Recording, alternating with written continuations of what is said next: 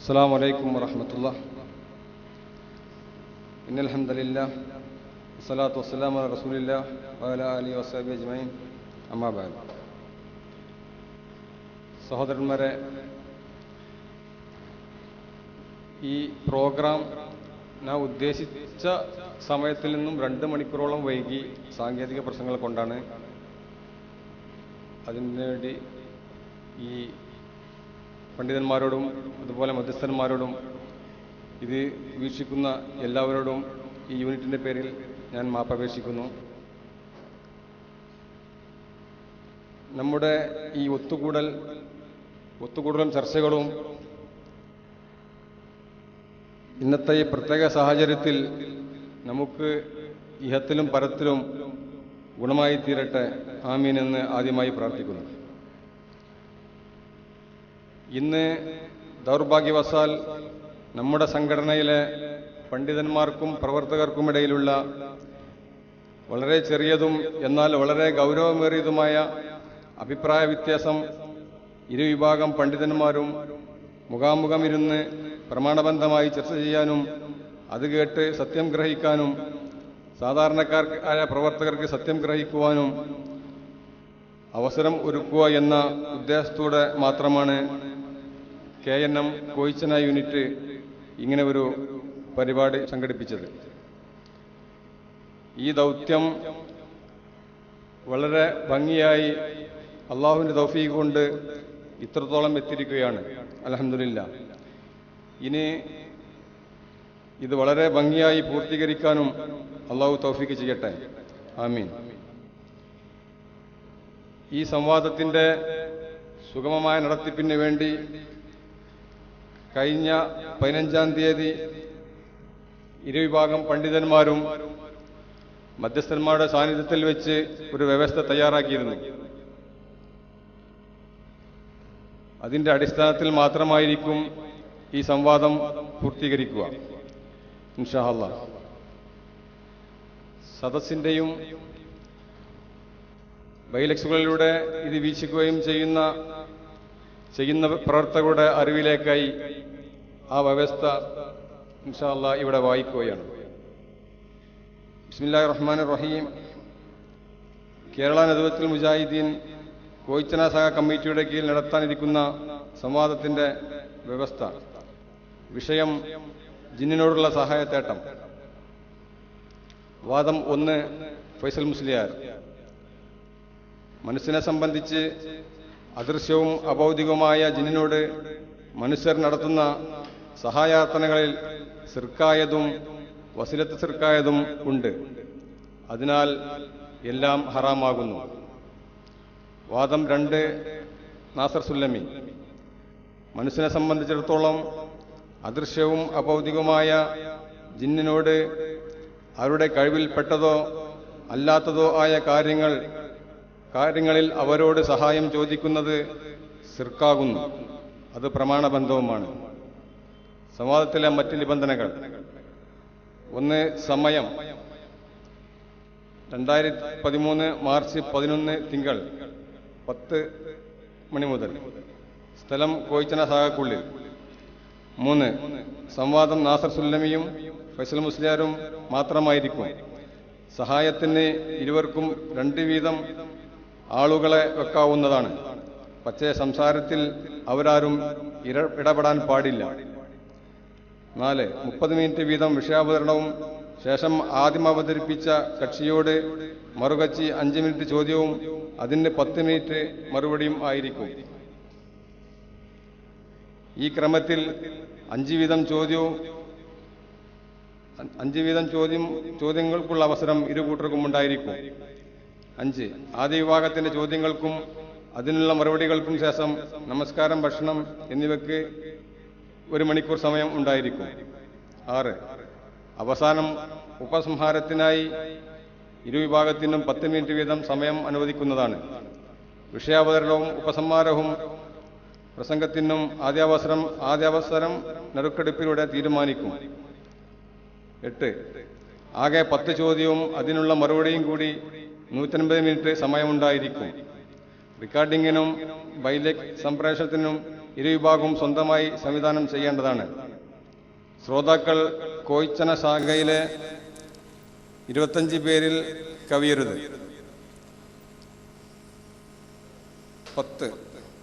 11 പ്രമാണങ്ങൾ: 1 വിശുദ്ധ ഖുർആനും സഹിയായ ഹദീസും മൻഹജ് സലഫ് അനുസരിച്ച് ഉന്നയിക്കുന്ന രേഖകൾ ആവശ്യപ്പെട്ടാൽ മധ്യസ്ഥന്മാർ മുഖേന കൊടുക്കേണ്ടതാണ്.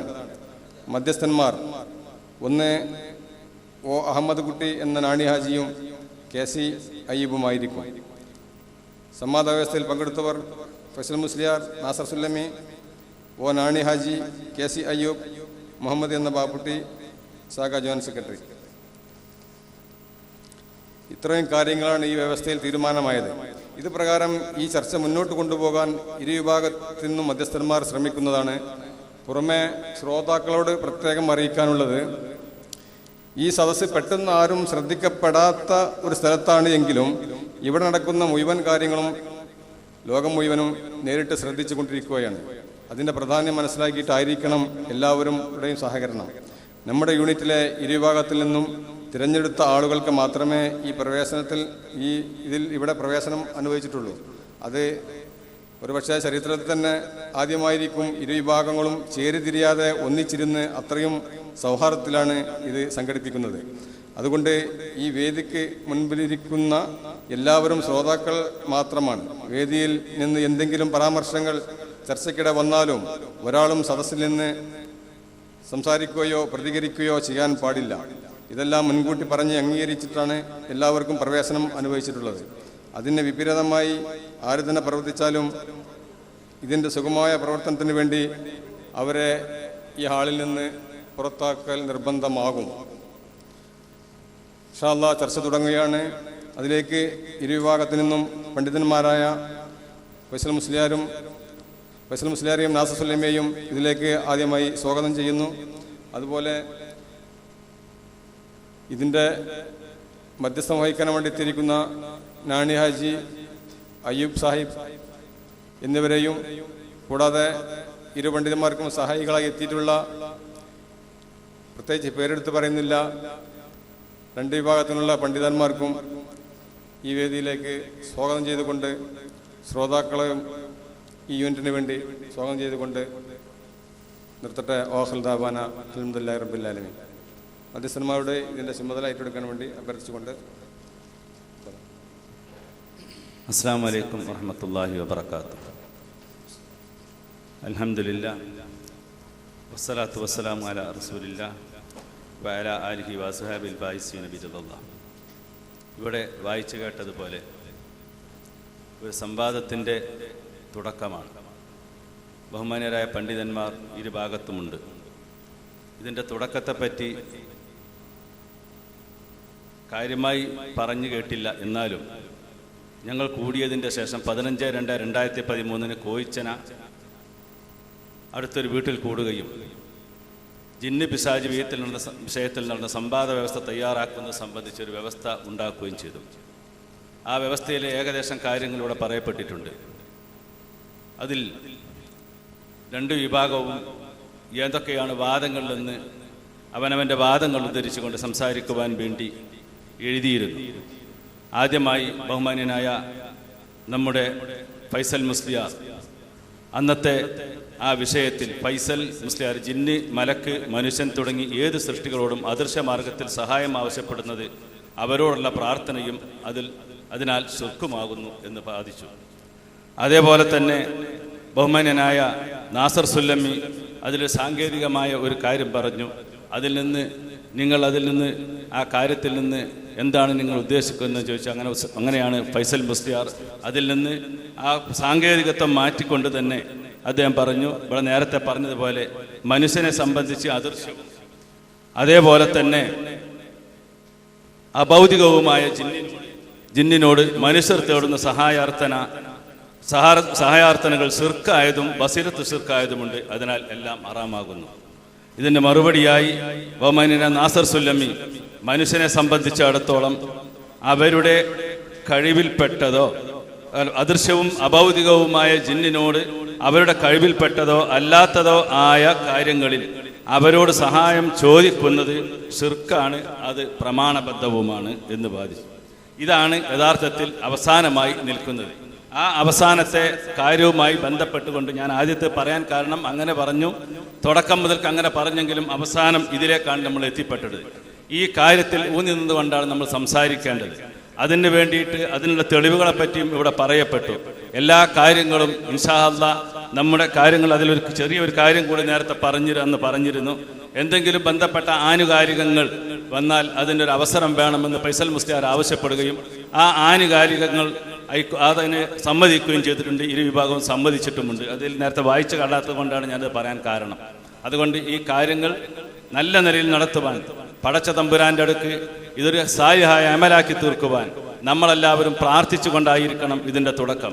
ഇത് മുജാഹിദ് പ്രസ്ഥാനത്തിൽ നേരത്തെ പറഞ്ഞതുപോലെ ഇതൊരു വിഭാഗീയത ഉണ്ടാകുന്നതിന് പകരമായി ഈ കാര്യങ്ങൾ മനസ്സിലായി ഇരുകൂട്ടർക്കും ഒത്തൊരുമിച്ച് മുന്നോട്ട് പോകുവാൻ അള്ളാഹു തൗഫീഖ് നൽകട്ടെ എന്ന് പ്രാർത്ഥിച്ചുകൊണ്ട് ഞാൻ എൻ്റെ വാക്കുകൾ ഉപസംഹരിക്കുന്നു. അസ്സലാമു അലൈക്കും വറഹ്മത്തുള്ളാഹി വബറകാതുഹു.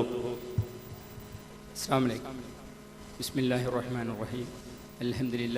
അൽഹംദുലില്ലാഹി റബ്ബിൽ ആലമീൻ വസ്സലാത്തു വസ്സലാമു അലാ റസൂലിൽ അമീൻ വ അലാ ആലിഹി വസ്സഹബിഹി അജ്മഈൻ. ഇവിടെ ഏകദേശം കാര്യങ്ങൾ നാണിയാജി സൂചിപ്പിച്ചു. ഇനി ചർച്ച എത്രയും വേഗം തുടങ്ങുക എന്നുള്ളതാണ് നമ്മുടെ മുന്നിലുള്ള ദൗത്യം. ഇവിടെ രണ്ടു കൂട്ടരുടെയും വാദം വായിക്കപ്പെട്ടു. ഒരു കാര്യത്തിൽ മുജാഹിദ് പ്രസ്ഥാനത്തിലുള്ള മുഴുവൻ ആളുകൾക്കും സമാധാനിക്കാനുള്ളൊരു വക ഇതിലുണ്ട്. കാരണം ജിന്നിനോടുള്ള എല്ലാ സഹായത്തേട്ടവും പ്രാർത്ഥനയും എല്ലാം ഹറാമാണെന്ന് ഇരുകൂട്ടരും അതിൽ സമ്മതിക്കുന്നുണ്ട്. പക്ഷേ ഇവിടെ ഉള്ളൊരു വാദം ജിന്നിനോട് സഹായം തേടാൻ പാടില്ല എന്നുള്ള കാര്യത്തിൽ രണ്ടുപേർക്കും സംശയമില്ല എന്നുള്ളതാണ് ഏറ്റവും സന്തോഷകരമായൊരു കാര്യം. പക്ഷേ ചില ശിർക്കാവുന്നതുമുണ്ട്, അത് വസീലത്ത് ശിർക്കാവുന്നതുമുണ്ട്.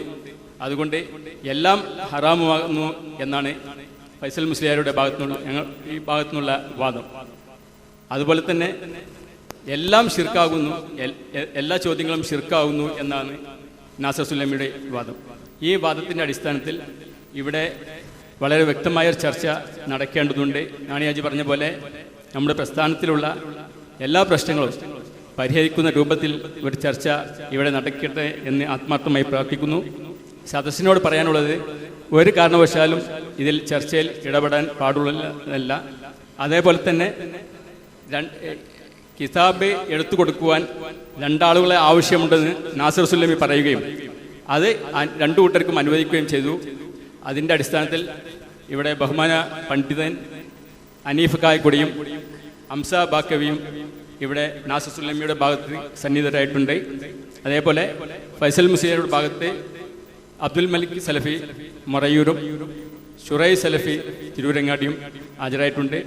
എല്ലാവരും അവർ രണ്ടു കൂട്ടരും ഈ സംസാരത്തിൽ ഇടപെടുക എന്ന കാര്യം ഉണ്ടാകരുത് എന്ന് ഒരിക്കൽ കൂടി പറഞ്ഞുകൊണ്ട് ഞാൻ ചർച്ചയിലേക്ക് കടക്കാൻ ആവശ്യപ്പെടുകയാണ്. ആദ്യമായി ഈ വിഷയം അവതരിപ്പിക്കുന്നത് ഫൈസൽ മുസ്ലിയാരാണ്.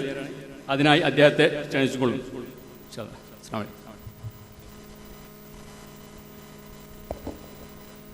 السلام عليكم ورحمة الله. بسم الله الحمد لله اللهم صل على محمد وعلى آل محمد كما صليت على إبراهيم وعلى آل إبراهيم إنك حميد مجيد. اللهم بارك على محمد وعلى آل محمد كما باركت على إبراهيم وعلى آل إبراهيم في العالمين إنك حميد مجيد. أما بعد فإن خير الكلام كلام الله وخير السنن سنن محمد صلى الله عليه وسلم وشر الأمور محدثاتها وكل محدثة بدعة وكل بدعة ضلالة وكل ضلالة في النار. اللهم رب اشرح لي صدري ويسر لي أمري واحلل عقدة من لساني يفقه قولي.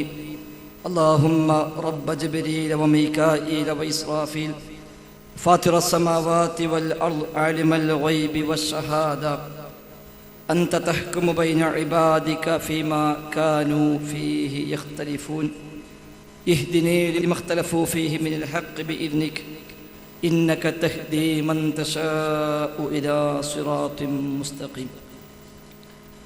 بسم الله الرحمن الرحيم. إياك نعبد وإياك نستعين اهدنا الصراط المستقيم. ബഹുമാന്യരായ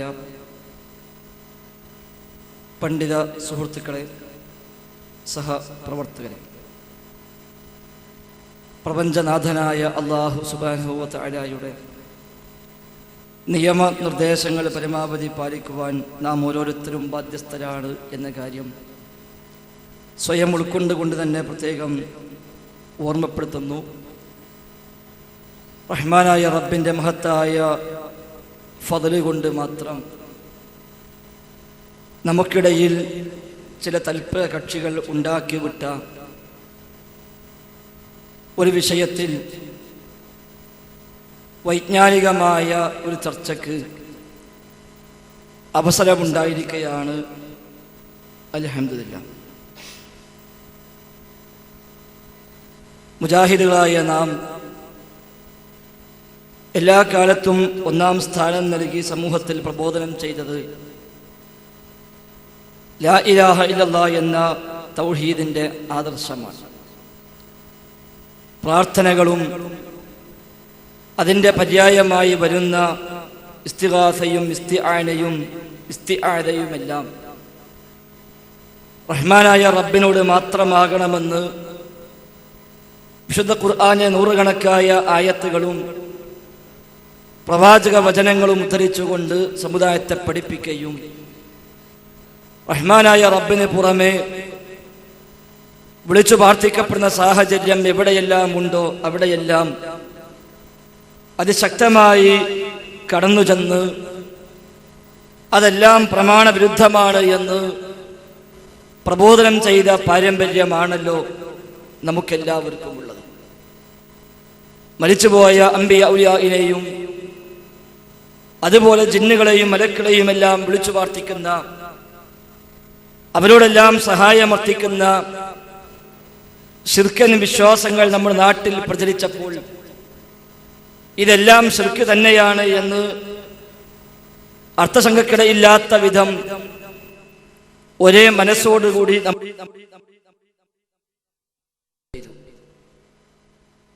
വിശുദ്ധ ഖുർആന്റെ ആയത്തുകളും പ്രവാചക വചനങ്ങളുമായിരുന്നു നമുക്കതിന് പ്രമാണമായി നാം സ്വീകരിച്ചത്. അങ്ങനെയെല്ലാം പ്രബോധനരംഗത്ത് കഴിവിൻ്റെ പരമാവധി സേവനം ചെയ്ത നമ്മിൽ ഒരാളും തന്നെ അല്ലാഹു അല്ലാത്തവരോട് പ്രാർത്ഥിക്കാമോ ഇല്ലേ എന്ന് ചർച്ച ചെയ്യില്ല എന്ന കാര്യത്തിൽ നമുക്കാർക്കും സംശയമില്ല. അതുകൊണ്ട് തന്നെ ആമുഖമായി സൂചിപ്പിക്കുന്നു, ജിന്നുകളോട് പ്രാർത്ഥിക്കാമെന്നോ സഹായം തേടാമെന്നോ ഇനി പ്രാർത്ഥനയൊന്നുമല്ലാത്ത കേവലം ഒരു വിളിയാണെങ്കിൽ പോലും ആ വിളി പോലും ആകാമെന്നോ മുജാഹിദുകളായ ഒരാളും വാദിച്ചിട്ടില്ല എന്ന കാര്യത്തിൽ സംശയത്തിന് വകയില്ല. പക്ഷെ എന്നിട്ടും ദൗർഭാഗ്യകരമെന്ന് പറയട്ടെ, തൗഹീദിന്റെ പ്രബോധന മേഖലയിൽ നിറഞ്ഞു നിൽക്കുന്ന ധാരാളം പണ്ഡിതന്മാരെയും എഴുത്തുകാരെയും കുറിച്ച് അവരെല്ലാം ജിന്നുകളോട് തേടാമെന്ന് വാദിക്കുന്നവരാണെന്നും പ്രാർത്ഥിക്കാമെന്ന് വാദിക്കുന്നവരാണ് എന്നും അല്ലാഹു അല്ലാത്തവരോട് പ്രാർത്ഥിക്കാമോ ഇല്ലേ എന്ന ഒരു ചർച്ച തന്നെ നമുക്കിടയിൽ കടന്നു വന്നു എന്നും വരെ ഉത്തരവാദപ്പെട്ട ആളുകൾ പ്രസംഗിക്കുകയും എഴുതുകയും ചെയ്യുന്ന സാഹചര്യമുണ്ടായി. അങ്ങനെ പ്രസംഗിക്കാൻ അവരെയെല്ലാം പ്രചോദിപ്പിച്ചത്, അവരെയെല്ലാം തെറ്റിദ്ധരിപ്പിച്ചത് ആരാണെങ്കിലും ഒരിക്കലും അത് മാപ്പർഹിക്കാത്ത പാതകമാണ് എന്ന കാര്യത്തിൽ സംശയമേതുമില്ല. എന്തായിരുന്നാലും ജിന്നുകളോട് തേടാമോ ഇല്ലേ എന്ന തർക്കം തന്നെ, പ്രാർത്ഥിക്കാമോ ഇല്ലേ എന്ന തർക്കം തന്നെ, അത് ശിർക്കാണോ അല്ലേ എന്ന ഒരു അഭിപ്രായ വ്യത്യാസം തന്നെ നമുക്കിടയിൽ ഇല്ല. തീർത്തും ഇസ്ലാം വിലക്കിയ, നിഷിദ്ധമായി പഠിപ്പിച്ച ശിർക്കിന്റെ വഴികളായി പരിചയപ്പെടുത്തിയ കാര്യങ്ങൾ തന്നെയാണത് എന്ന കാര്യത്തിലും തർക്കമില്ല. പിന്നെ എങ്ങനെയാണ് ഒരു വിവാദമുണ്ടായത്? കാലങ്ങളായി, നൂറ്റാണ്ടുകളായി ലോകത്തെ ഖുറാഫി പണ്ഡിതന്മാർ അല്ലാഹുവില്ലാത്തവരെ വിളിച്ചു തേടാൻ തെളിവായി കൊണ്ടുവരുന്ന നബിതങ്ങളിൽ നിന്ന് സ്ഥിരപ്പെട്ട് കിട്ടാത്ത ദുർബലമായ ഒരു ഹദീസ്, യാ ഇബാദല്ലാഹ് അഈനൂനി എന്ന് ചില പ്രത്യേക സന്ദർഭങ്ങളിൽ പറയാമെന്ന് പഠിപ്പിക്കുന്ന, അങ്ങനെ പറഞ്ഞാൽ നാം കാണാത്ത ചില അടിമകൾ നമ്മെ സഹായിക്കാൻ എത്തുമെന്ന് വിവരിക്കുന്ന ദുർബലമായ നബിതങ്ങളിലേക്ക് സ്ഥിരപ്പെട്ടിട്ടില്ലാത്ത ഒരു റിപ്പോർട്ടിനെ ദുർവ്യാഖ്യാനിച്ച് ഇത് ഞങ്ങൾക്ക് അമ്പിയായിനെയും ഔലിയായിനെയും വിളിച്ചു തേടാൻ തെളിവാണ് എന്ന് ലോക ഖുറാഫികളായ ആളുകൾ വാദിക്കുകയും അവർക്ക് മറുപടി പറയവേ ഈ ഹദീസ് ഒരിക്കലും നിങ്ങൾക്ക് തെളിവല്ല പല കാരണങ്ങളാൽ എന്ന് വിശദീകരിക്കുന്നിടത്ത് നാം ഐക്യകണ്ഠേന നിരത്തിയ കാരണങ്ങളിൽ പ്രധാനപ്പെട്ട 2 കാരണങ്ങളായിരുന്നു. ഒന്ന്, ഈ ഹദീസ് സ്വഹീഹല്ല, ലഈഫാണ്, അതിനാൽ സ്വീകാര്യമല്ല, കർമ്മങ്ങൾ ചെയ്യാൻ യോഗ്യമല്ല. രണ്ടാമത്, അതിൻ്റെ കൂടെ തന്നെ അത് വിശദീകരിച്ച ലോകാടിസ്ഥാനത്തിലുള്ള മുഴുവൻ പണ്ഡിതന്മാരും, നമ്മുടെ നാട്ടിലും അത് ചർച്ച ചെയ്ത മുഴുവൻ പണ്ഡിതന്മാരും ഒരേ സ്വരത്തിന് പറഞ്ഞു, ഇത് സ്വഹീഹാണെങ്കിൽ തന്നെ അല്ലാഹു അല്ലാത്തവരെ വിളിച്ചു തേടാൻ, മരിച്ചു പോയവരെ വിളിച്ചു തേടാൻ ഇതിൽ തെളിവില്ല, അത്തരം വിഷയവുമായി ഇത് ബന്ധമില്ല, ഇത് അഭൗതികമായ തേട്ടമല്ല, ഇത് ദുആ അല്ല, ഇത് അവിടെ ഹാജറുണ്ടാവാൻ ഇടയുള്ള ശബ്ദം കേൾക്കുന്ന, മൃഗത്തെ പിടിച്ചു വെക്കാനാകുന്ന വല്ല ജിന്നുകളോ വല്ല മലക്കുകളോ അതുമല്ലാത്ത മറ്റു വല്ല സൈന്യങ്ങളോ ഒക്കെയാകാം ഉദ്ദേശം. അതുകൊണ്ട് സ്വഹീഹാണെങ്കിൽ തന്നെ നാം തമ്മിൽ തർക്കമുള്ള ഇസ്തിഗാസയുമായി ഈ ഹദീസിന് ബന്ധമില്ല എന്ന് ഒരേ സ്വരത്തിൽ നമ്മളെല്ലാവരും, മറുഭാഗത്തിരിക്കുന്ന ബഹുമാന്യരായ സുഹൃത്തുക്കളും അതേപോലെ ഇപ്പുറത്തിരിക്കുന്ന ഞാനടക്കമുള്ള എൻ്റെ സുഹൃത്തുക്കളും എല്ലാവരും ഒരേ സ്വരത്തിൽ ഈ കാലം വരെയും നാം ഇത് സമുദായത്തിൽ പഠിപ്പിച്ചു പോന്നു. കാരണം ഇത് മുൻഗാമികളായ പലരും ഉദ്ധരിക്കുകയോ കൈകാര്യം ചെയ്യുകയോ പ്രാവർത്തികമാക്കാമെന്ന് ന്യായീകരിക്കുകയോ ചെയ്ത ധാരാളം മഹത്തുക്കളായ മുൻഗാമികളായ അഹ്ലുസുന്നയുടെ പണ്ഡിതന്മാരെ കാണാൻ സാധിക്കും നമുക്ക്. ഉദാഹരണമായി ഈ ഹദീസിൽ ശിർക്ക് കാണാത്ത ആളുകളുടെ പട്ടിക നാം എണ്ണുകയാണെങ്കിൽ അത് ധാരാളമായി നീണ്ടുപോകുമെന്ന കാര്യം തീർച്ചയാണ്. ഏതാനും ഉദാഹരണങ്ങൾ മാത്രം സൂചിപ്പിക്കട്ടെ. സ്വഹാബിമാരിൽപ്പെട്ട ഇബ്നു അബ്ബാസ് റളിയല്ലാഹു അൻഹു ഈ ഹദീസുമായി ബന്ധപ്പെട്ട റിപ്പോർട്ടിൽ കടന്നു വരുന്ന സ്വഹാബിയാണല്ലോ. അദ്ദേഹം അതിൽ ശിർക്ക് ഉന്നയിച്ചതായി എവിടെയും രേഖപ്പെടുത്തപ്പെട്ടില്ല. അതേപോലെ താബിഈയായ ഇബ്നു മുബാറക്, അതുപോലെ അഹ്മദ് ബിൻ ഹംബൽ, ഇമാം തുബറാനി, ഇബ്നു അബി ശൈബ, ഇമാം ബൈഹഖി, നവവി ഇമാമിന്റെ ഉസ്താദുമാർ, ഇബ്നു തൈമിയ്യ, ഇമാം ഇബ്നു ഖയ്യിം റഹിമഹുല്ലാഹ്, ശൗക്കാനി, ഇബ്നു മുഫ്ലിഹ് തുടങ്ങി പൗരാണികരും ആധുനികരുമായ ധാരാളം അഹ്ലുസുന്നയുടെ പണ്ഡിതന്മാർ, പ്രത്യേകിച്ച് തൗഹീദ് രംഗത്ത് അതിശക്തമായി നിലകൊണ്ട, ശിർക്കിനെതിരെ അതിശക്തമായി പടപൊരുതിയ, അതിന്റെ പേരിൽ കാലങ്ങളോളം ജയിൽവാസം അനുഷ്ഠിക്കേണ്ടി വന്ന ഇബ്നു തൈമിയയും ഇബ്നു ഖയ്യിമും അടക്കം ഇസ്തിഗാസക്കെതിരെ അതിശക്തമായി ഗ്രന്ഥങ്ങൾ രചിച്ച ലോക ഖുറാഫികൾക്ക് മറുപടി നൽകിയ ശൈഖുൽ ഇസ്ലാം അടക്കം ഈ ഹദീസിൽ ശിർക്ക് കാണുന്നില്ല എന്നത് ആ രംഗത്ത് നാം എല്ലാ കാലത്തും പ്രത്യേകമായി എടുത്തു പറഞ്ഞ കാര്യം തന്നെയാണ്. നമ്മുടെ നാട്ടിലാണെങ്കിലും നമുക്കറിയാം 1970-കളിലെ സൽസബീലിലാണല്ലോ ആദ്യമായി ഈ ഹദീസ് ചർച്ചയായതായി നമുക്ക് കിട്ടിയ രേഖയുള്ളത്. ആ രേഖയിലും ഈ ഹദീസിൽ ശിർക്കുണ്ട് എന്ന ഒരു ന്യായം പോലും ഉമർ മൗലവിയോ അതുപോലെ ഇപ്പോഴും KNM-ന്റെ ഔദ്യോഗിക സ്ഥാനത്തുള്ള പാലത്ത് അബ്ദുറഹ്മാൻ മദനിയോ ഒന്നും കാര്യം തീർച്ചയാണ്. നൽകുന്ന സൽസബീലിൽ അത് പ്രയോഗിച്ചതും അവിടുന്ന് ഇങ്ങോട്ട് 1980-കളിൽ നമ്മുടെ ശബാബിൽ അന്ന് ബഹുമാനനായ ചെറിയ മുണ്ടം അബ്ദുൽ ഹമീദ് മദനിയും ഇതുമായി ബന്ധപ്പെട്ട് വിശദീകരിച്ചപ്പോൾ അവിടെയും ശിർക്ക് എന്ന അഭൗതിക വിളി എന്ന ഒരു വഴിയെ കണ്ടില്ലെന്ന് മാത്രമല്ല, ഇത് അഭൗതികമല്ലെന്നും അഭൗതികമായ പ്രാർത്ഥന എന്ന വകുപ്പ് ഇതിൽ വരുന്നില്ല എന്നുമാണല്ലോ അവരും രേഖപ്പെടുത്തി വെച്ചത്. പിന്നീട് അത് നമ്മൾ പുസ്തകമാക്കി 2005-ലാണ് എന്നെ ഓർമ്മ, അത് പുസ്തകമായി പ്രസിദ്ധീകരിക്കുകയും ചെയ്തു. അതുപോലെ 2001 ഷാർജ മുഖാമുഖവും 2004 മണ്ണാർക്കാട് സംവാദവും അതുപോലെ 2005 ബഹുമാനായ അബ്ദുൽ ജബ്ബാർ മൗലവി ഖുറാഫിൽക്ക് മറുപടിയായി തൗഹീദ് വിമർശനങ്ങൾക്ക് മറുപടി എന്ന പുസ്തകം എഴുതിയപ്പോൾ ആ പുസ്തകത്തിലും 2007 അബ്ദുൽ ഹമീദ് ഫൈസി അമ്പലക്കടവിന് മറുപടിയായി വിചിന്തനം വാരികയും ഇസ്ലാഹി മാസികയിലും ചന്ദ്രികാ പത്രത്തിലുമെല്ലാം നമ്മുടെ പല എഴുത്തുകാരും മാറി മാറി കൈകാര്യം ചെയ്യുകയും ചെയ്തു. ശേഷം 2009 ജിദ്ദയിൽ നടന്ന മുഖാമുഖത്തിലും അതുപോലെ ഇടവണ്ണ ജാമിഅയിലെ മുഖാമുഖത്തിലും ബഹുമാനായ അബ്ദുറഹ്മാൻ സലഫിയും അതുപോലെ 2011 ആലപ്പുഴയിൽ നടന്ന ഇസ്തിഖാമ എന്ന പരിപാടിയിലും ആറ്റിങ്ങൽ മുഖാമുഖത്തിലും അതുപോലെ ബഹ്റൈൻ മുഖാമുഖത്തിലുമെല്ലാം ബഹുമാനായ അനസ് മുസ്ലിയാരും ഇതേ രൂപത്തിൽ തന്നെയാണ് ഈ ഹദീസിനെ വിശദീകരിച്ചത്.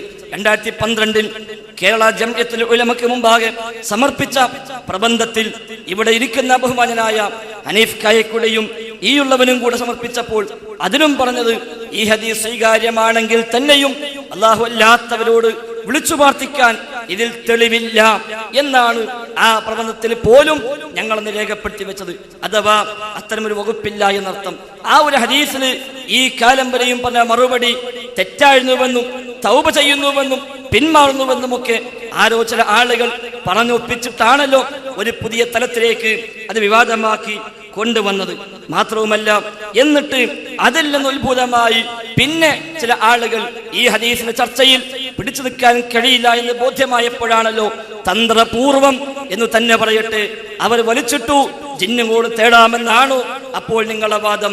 ജിന്നുകളോട് സഹായമർത്തിക്കാമെന്നാണോ? വിജനപ്രദേശത്ത് ജിന്നുകളെ വിളിക്കാമെന്നാണോ? മലക്കെ സഹായിക്കണേ, ജിന്നെ സഹായിക്കണേ എന്ന് പറയാമെന്നാണോ നിങ്ങൾ ഈ പറയുന്നത് എന്ന് ഇതേ ആളുകൾ തന്നെ തിരിഞ്ഞു നിന്നിട്ട് ഇങ്ങോട്ട് ചോദിക്കുന്ന, ഒരേ സ്റ്റേജിൽ ഒന്നിച്ചു നിന്ന് ഒരേ മറുപടി പറഞ്ഞ ആളുകളിൽ തന്നെ ചില ആളുകൾ ഇങ്ങോട്ട് തിരിഞ്ഞു നിന്ന് ഈ മറുപടി ശരിയല്ല, അതുകൊണ്ട് നിങ്ങൾ ശിർക്കിലായിരിക്കുന്നു, നിങ്ങൾ ശിർക്കിലെത്തിപ്പെട്ടിരിക്കുന്നു എന്ന് പറഞ്ഞ് ആരോപിക്കുന്ന കാഴ്ചയാണ് പിന്നീട് നമ്മൾ കണ്ടത്. ഈ ഹദീസ് പിന്നെ പലപ്പോഴും ചർച്ചക്കെടുക്കാൻ എന്തോ പലരും പ്രയാസപ്പെടുന്നതായി നമുക്ക് പിന്നീട് കാണാനും കഴിഞ്ഞു.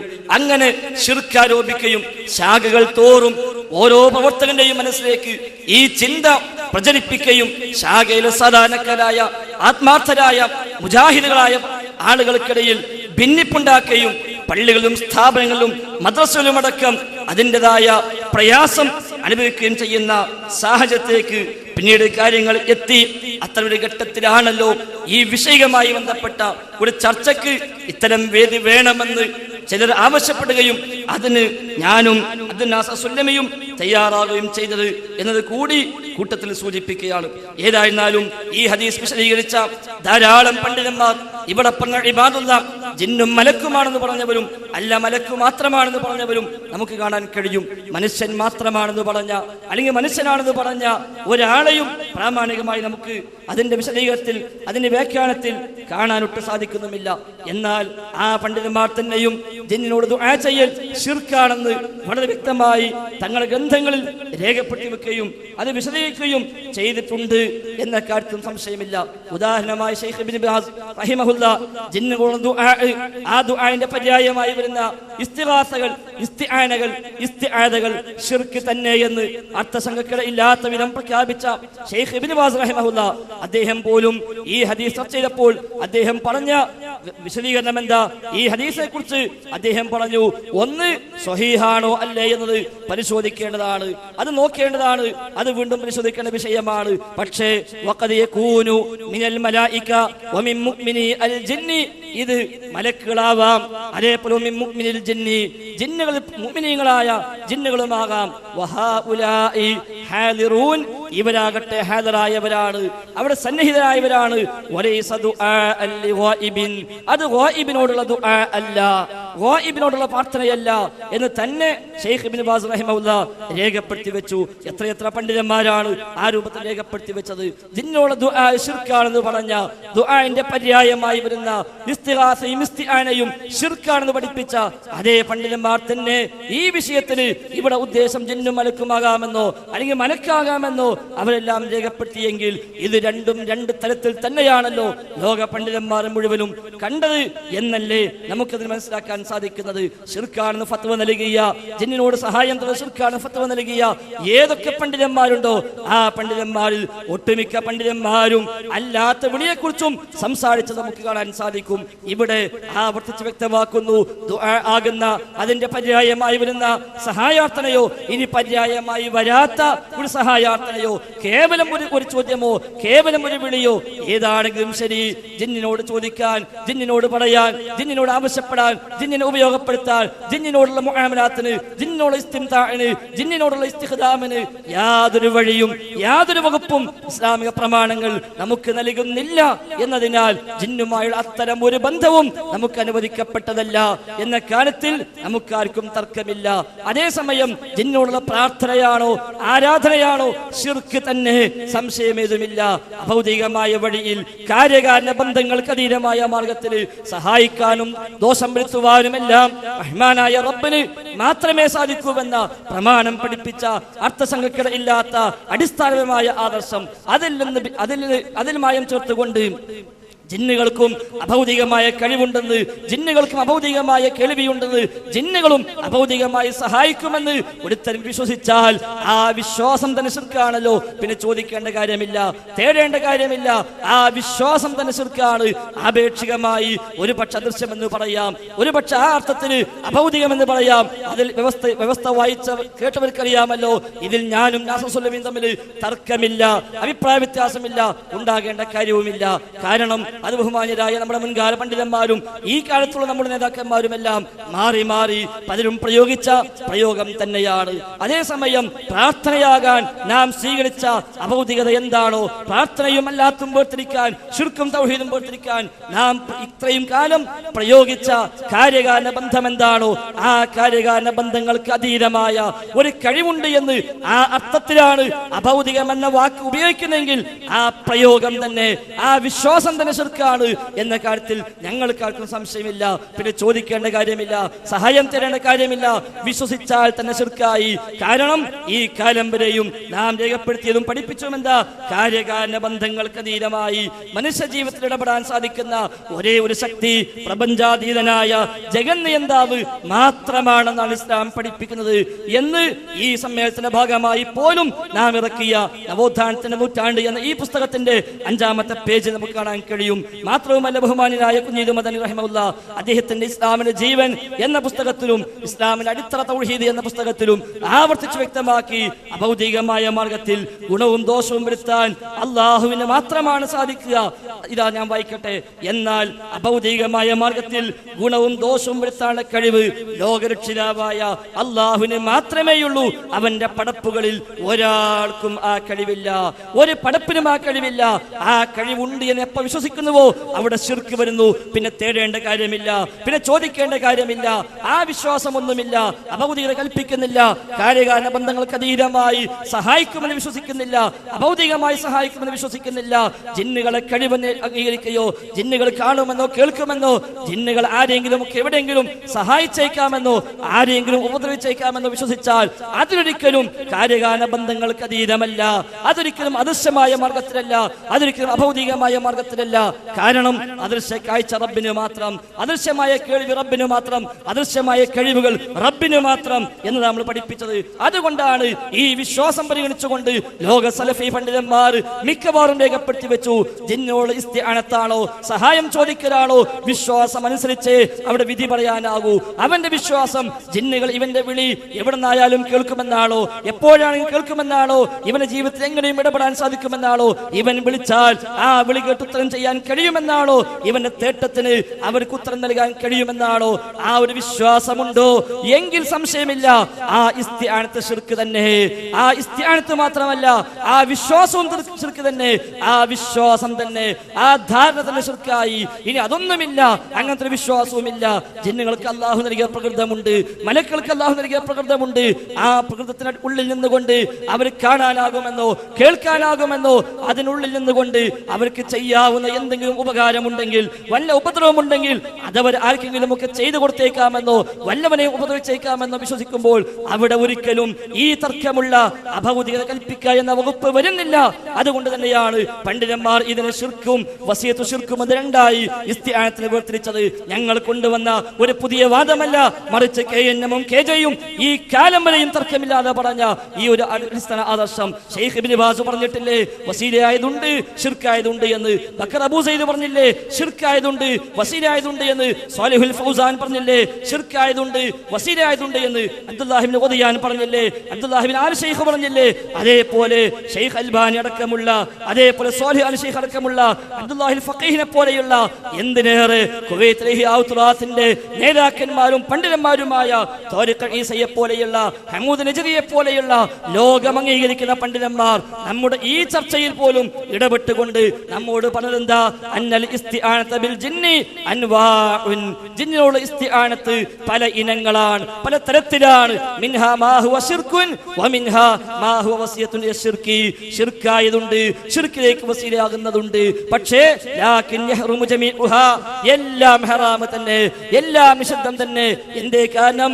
മിൻ ബാബി സദ്ദി ദരീഅതി യശ്ർകി. ശിർക്കിലേക്കുള്ള വഴി അടക്കാൻ, ശിർക്കിലേക്കുള്ള പഴു അടക്കാൻ, ശിർക്കിലേക്കുള്ള വസീല അടക്കാൻ എന്ന ന്യായം പറഞ്ഞിട്ട് അവര് പറഞ്ഞുവല്ലോ എല്ലാം ഹറാം തന്നെ. ഇങ്ങനെ ലോകത്ത് തർക്കമില്ലാതെ അംഗീകരിച്ചു പോന്ന അഹ്ലുസുന്നയുടെ ഇമാമിയങ്ങൾ മുഴുവനും തന്നെ എന്ന് പറയാവുന്ന രൂപത്തിൽ രേഖപ്പെടുത്തി വെച്ച സലഫി പണ്ഡിതന്മാർ ഒട്ടുമിക്കവാറും തങ്ങളുടെ ഗ്രന്ഥങ്ങളിൽ പരാമർശിച്ച, നമ്മുടെ നാട്ടിലും ബഹുമാനായ KM മൗലവി മുതൽ ഇങ്ങോട്ട് വക്കം മൗലവി അടക്കമുള്ള, ഉമർ മൗലവി അടക്കമുള്ള, KP മുഹമ്മദ് മൗലവി അടക്കമുള്ള, AP അബ്ദുൽ ഖാദർ മൗലവി അടക്കമുള്ള നമ്മുടെ പണ്ഡിതന്മാർ നേതാക്കന്മാരും തർക്കമില്ലാതെ അവരെല്ലാം രേഖപ്പെടുത്തി പോന്ന കാര്യകാല ബന്ധങ്ങൾക്ക് അതീതമായി സഹായിക്കാനാകുമെന്ന വിശ്വാസമാണ് ശിർക്കെന്നും അടിസ്ഥാനത്തിലെ ചോദ്യമാണ് പ്രാർത്ഥനയെന്നും എഴുതി വെച്ച ആ അസുലിനെ മറികടന്നുകൊണ്ട് ഇവിടെ മടവൂരികൾ കൊണ്ടുവന്ന ഒരു പുത്തൻ വാദം ജിന്നും മലക്കുമെല്ലാം കാര്യകാല ബന്ധങ്ങൾക്ക് അതീതമാണെന്നും അതുകൊണ്ട് ജിന്ന് സഹായിക്കുമെന്ന വിശ്വാസം തന്നെ, മലക്ക് സഹായിക്കുമെന്ന വിശ്വാസം തന്നെ ശിർക്കാണ് എന്നുമുള്ള അബ്ദുസ്സലാം സുല്ലമി കൊണ്ടുവന്ന ഒരു പിഴച്ച വാദം, മുസ്ലിം ലോകത്ത് പരിചയമില്ലാത്തൊരു വാദം. 2002 ആ വാദവുമായി മടവൂരികൾ വരുമ്പോൾ അന്ന് അദ്ദേഹത്തിനെതിരെ, അദ്ദേഹത്തിന് കൂടെ അന്നുണ്ടായിരുന്ന ഈ നാസർ സുല്ലമി അടക്കമുള്ള അന്നത്തെ മടവൂരികൾക്കെതിരെ ഒറ്റക്കെട്ടായി മുജാഹിദ് പ്രസ്ഥാനം പറഞ്ഞു, ഇല്ല സുല്ലമി, നിങ്ങൾക്ക് തെറ്റിപ്പോയി, നിങ്ങൾക്ക് പറ്റിപ്പോയി, നിങ്ങളുടെ ആ ധാരണ അബദ്ധമാണ്. അതുകൊണ്ടല്ലേ നിങ്ങൾക്ക് സിഹ്ർ തള്ളേണ്ടി വന്നത്, അതുകൊണ്ടല്ലേ നിങ്ങൾക്ക് കണ്ണീർ തള്ളേണ്ടി വന്നത്. അഹ്ലുസുന്ന ഇത്രയും കാലം പറഞ്ഞ, KNM-ഉം KJ-യും ഇത്രകാലം പറഞ്ഞ ഈ ആദർശത്തിൽ നിന്ന് എന്തിനു നിങ്ങൾ മാറിയെന്ന് അന്ന് അബ്ദുസ്സലാം സുല്ലമിയോട് ഞാനും കായക്കൊടിയും അടക്കമുള്ളവര്, ഹംസബാക്കവി അടക്കമുള്ളവര് ഒന്നിച്ചെന്ന് ചോദിക്കുമ്പോൾ അന്ന് അപ്പുറത്ത് ആ ചോദ്യം നേരിടുന്ന കൂട്ടത്തിലായിരുന്നുവല്ലോ ഈ നാസർ സുല്ലമി ഉണ്ടായിരുന്നത്. 2010 വരെ അദ്ദേഹം അവിടെ നിന്നു. നമുക്ക് 2002 KJ-യു രണ്ടു കൂട്ടരെയും ഒന്നിച്ചിരുത്തിയിട്ട് ചർച്ച ചെയ്യുകയും 18 തീരുമാനങ്ങൾ എഴുതി തയ്യാറാക്കി നമ്മെ അറിയിക്കുകയും ചെയ്തു. അന്ന് ആ തീരുമാനങ്ങൾ അംഗീകരിക്കാനാവാതെ മറുഭാഗത്ത് നിന്ന അബ്ദുൽ നാസർ സുല്ലമി 2010 ഇങ്ങോട്ട് വരികയും അൽഹംദുലില്ലാ നല്ല കാര്യമെന്ന് നമ്മളൊക്കെ വിചാരിച്ചു. പക്ഷേ ഇവിടെ വന്നിട്ടും അവിടെ പ്രസംഗിച്ച അതേ പ്രസംഗം തന്നെ, അവിടെ പറഞ്ഞ അതേ ആദർശം തന്നെ, അവിടെ വിശദീകരിച്ച അതേ വിശദീകരണം തന്നെ ഇവിടെ വന്ന് വിശദീകരിക്കുകയും ഇവിടെയുള്ള നമ്മുടെ നേതാക്കന്മാരും പണ്ഡിതന്മാരുമായ ചില ആളുകളെങ്കിലും എന്താണ് വസ്തുത എന്നറിയാതെ തെറ്റിദ്ധരിച്ച് അത് വിശ്വസിച്ചുകൊണ്ട് അവര് രംഗത്തിറങ്ങുകയും അങ്ങനെ ഈ കാലം വരെയും തൗഹീദിന് വേണ്ടി പോരാടിയ, ഖുറാഫികൾക്കെതിരെ പോരാടിയ, മടവൂരികൾക്കെതിരെ പോരാടിയ, മൗദൂദികൾക്കെതിരെ പോരാടിയ, ഏതെല്ലാം നിലക്ക് ഇസ്ലാമിന് വിരുദ്ധമായ എന്തെല്ലാം ആദർശങ്ങൾ എവിടെയെല്ലാം കടന്നു വരുന്നുവോ അവിടെയെല്ലാം കഴിവിന്റെ പരമാവധി പോരാടാൻ രംഗത്തിറങ്ങിയ